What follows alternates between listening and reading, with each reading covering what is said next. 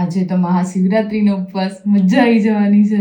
એ mummy હું નાવા જાઉં છું, મારી હાટુ છે ને ચા અને ચેવડો તૈયાર રાખજો. એ સકરિયા લઈ લો. એ મમ્મી મારો ઉપવાસ છે, ફટાફટ સકરિયા લઈ લેજો. એ મમ્મી હું બહાર જાઉં છું, થોડી સૂકી ભાજી ભર દેજે ને.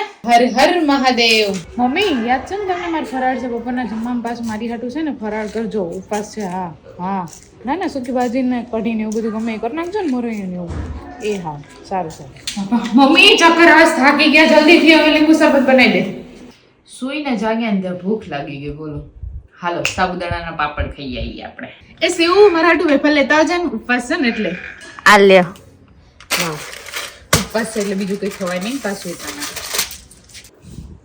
મજા આવી ગઈ જમવાની. મમ્મી બોલો શું હતું? આખો દિવસ છે ને કઈ ખાધું જ નથી એટલે આમાં આપરો ચડ્યો હોય ને એવું લાગે છે થોડુંક. આમ આટલી લસ્સી બનાવી દે. શું કઈ ખાધું નથી? કેટલું ફરાળ બનાવ્યું તું?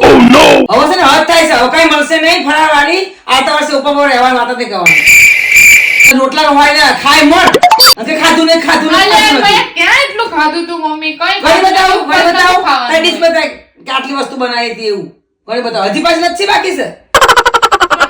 ના ઠીક તું લાગે. શરમ નહીં આવતી હોય? લસ્સી ઠીક લાગે. રોટલા ખા રોટલા. હવે ઉપર રહેવાનો જ નહીં તાર પર.